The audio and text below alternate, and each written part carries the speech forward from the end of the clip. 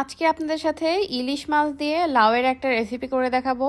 ইলিশ মাছের সাথে কিন্তু লাউটা খুব ভালোভাবে যায়। তো এর জন্য আমি প্রথমেই ব্লেন্ডিং জারে সাদা সরিষা নিয়ে নিয়েছি। আমি এই সরিষা 30 মিনিটের মতো ভিজিয়ে রেখেছিলাম। এরপর দিয়েছি 3টা কাঁচামরিচ, একটা পেঁয়াজ আর সামান্য একটু লবণ দিয়ে খুব ভালোভাবে ব্লেন্ড করে নিব। এবার রান্নার পালা।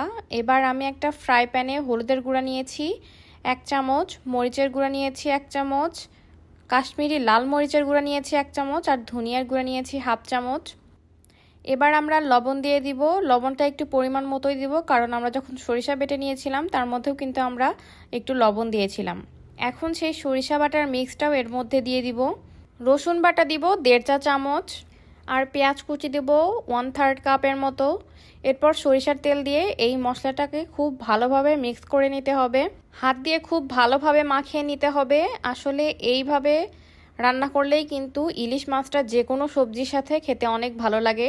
আমি সবসময় যে কোনো সবজির সাথে রান্না করলে এইভাবেই রান্না করি। আর সরিষা ইলিশটাও কিন্তু আমি এইভাবেই রান্না করে থাকি, হাতে মাখিয়ে। এবার মশলাগুলো মাখিয়ে নেওয়ার পর মাছগুলো দিয়ে দিব, দিয়ে আবার মশলার সাথে খুব ভালোভাবে মাছগুলো মাখিয়ে নিব।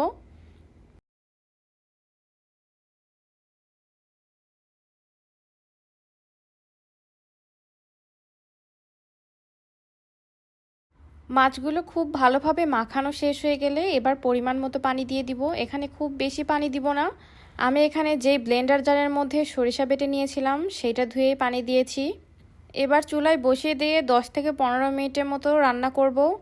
এটা রান্না হতে কিন্তু খুব একটা বেশি সময় লাগে না, কারণ ইলিশ মাছ এমনিতেই কিন্তু অনেকটা নরম থাকে। দেখতেই পাচ্ছেন হয়ে গেছে। এবার আমরা লাউ কেটে নিব। আমি ছোট্ট একটা লাউ নিয়েছি এখানে। এই লাউটাই এই ইলিশ মাছের সাথে রান্না করব। আমি এই লাউটা দেখতেই পাচ্ছেন কিভাবে কেটে নিয়েছি। আপনারা আপনাদের পছন্দ মতো যে কোনো কাটিং করে নিতে পারেন।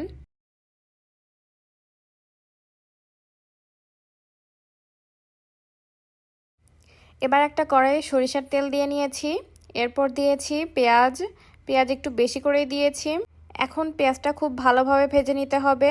ভাজতে ভাজতে যখন ব্রাউন কালার হয়ে যাবে তখন এর মধ্যে 1/2 চামচ আদা বাটা, 1/2 চামচ রসুন বাটা দিয়ে দিব। আদা রসুন বাটা দিয়ে এরপর আবার একটু ভালো করে ভেজে নিব পেঁয়াজের সাথে।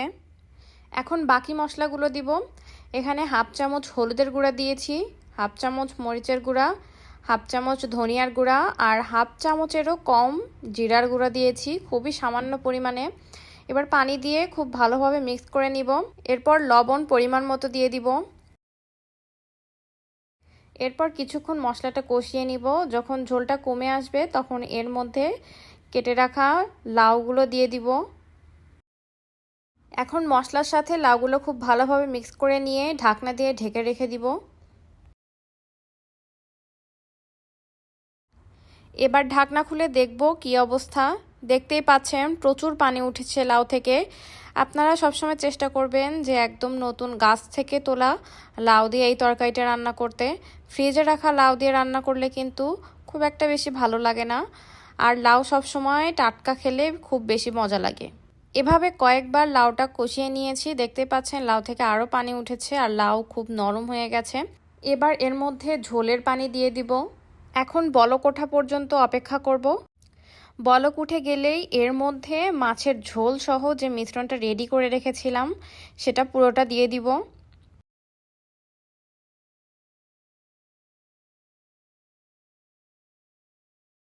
এবার বলক ওঠা পর্যন্ত অপেক্ষা করব। বলক উঠে গেলে কয়েকটা কাঁচামরিচ দিয়ে তরকারিটা নামিয়ে নিব। দেখতেই পাচ্ছেন কত সুন্দর হয়েছে তরকারিটা। আপনারাও চাইলে এইভাবে তরকারি রান্না করে খেতে পারেন। এই তরকারির ঝোলটাই কিন্তু মাছের থেকেও আরও বেশি মজা লাগে। এবার পরিবেশনের পালা।